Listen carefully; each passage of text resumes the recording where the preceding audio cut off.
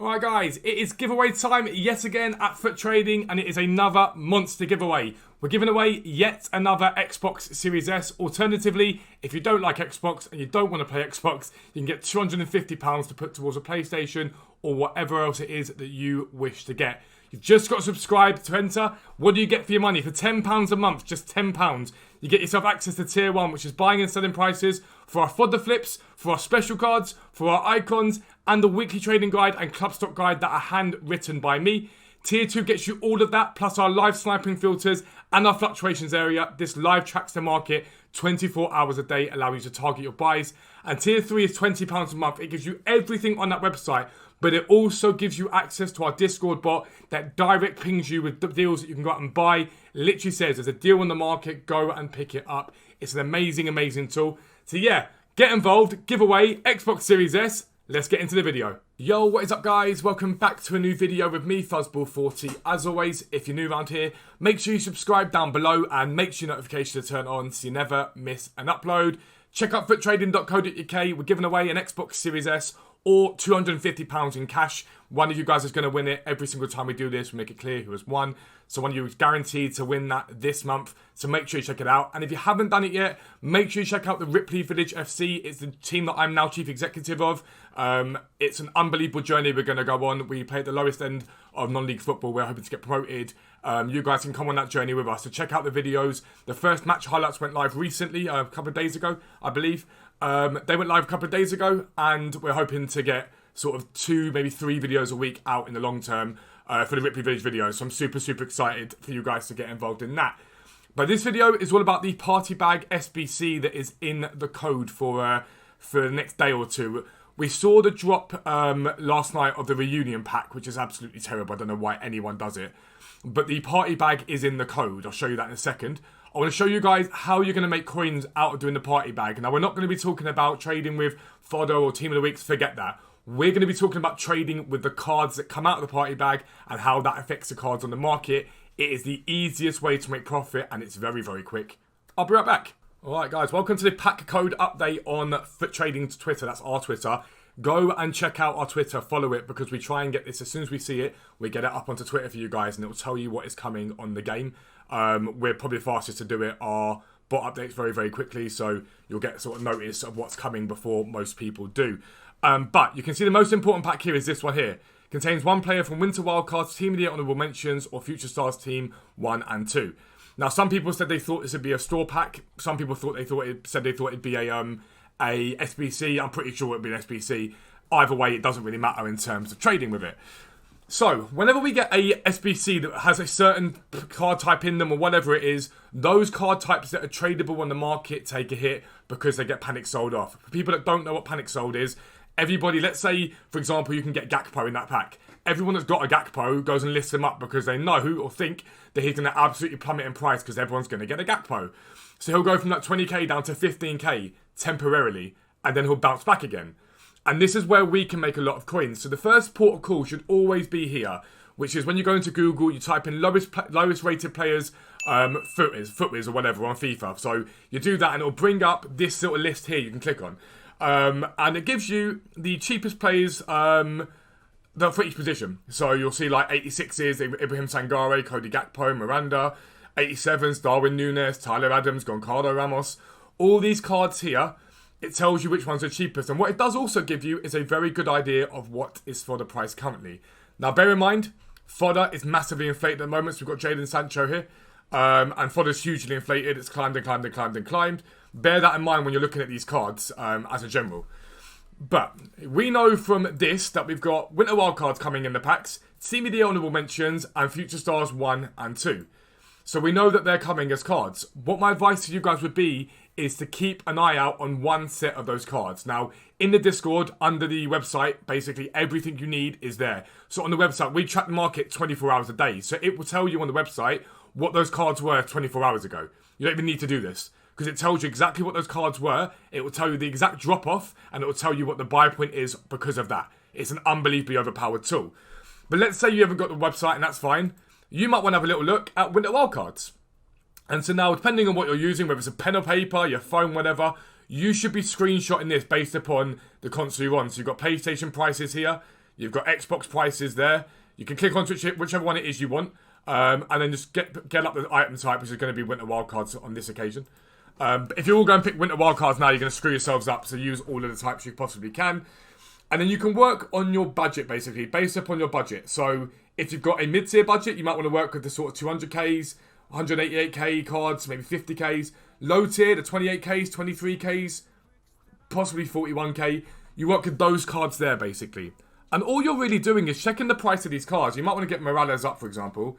And you just want to check the price of these cards and how stable they've been. Morales has been nice and stable. Nothing to really affect his price too much. A little bit up at the moment, but that's fine.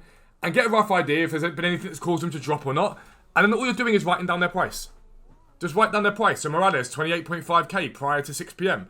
And it's whether or not we get the party bag tonight or tomorrow is something to be mindful of.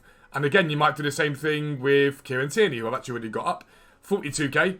And you can see he's been on the way down. He's sort of taking a little dip as time goes on. Reason why I like him quite a lot is you've got Tomiyasu currently in packs. So people come to build their team. Tomiyasu links into Tierney quite nicely, the centre back.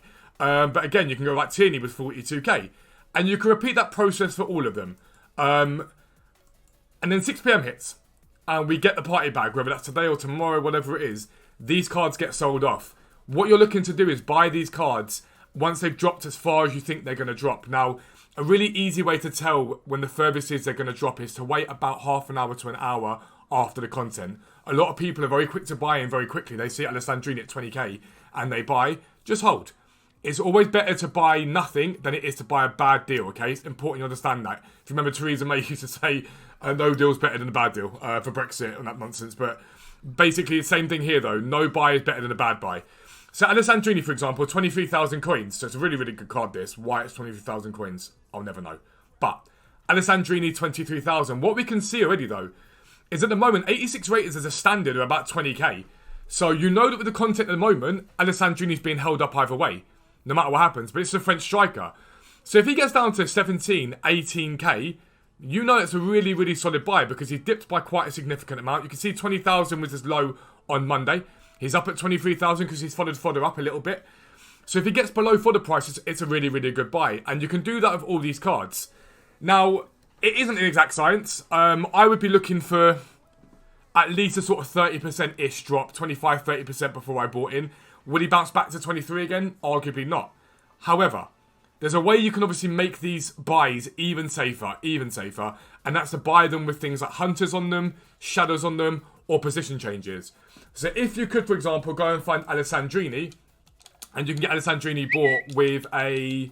Let's just find Alessandrini. If he comes up, I mean, he might not come up in a moment, because it might be too far away. If you could buy Alessandrini and he comes up with a centre mid on him, for example, then he's had a massive amount of coins spent on him. So centre mid there, so 22,750. If you can get him centre mid hunter, you can see it as it is right now. There are no centre mid hunters at 25,000 coins and below. These 22,750s aren't necessarily bad buys. They're all right buys.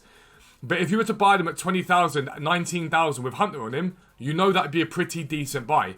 Because there's none at the moment like that. And Morales exactly the same. I don't know what Morales' price is currently. He is 28,000.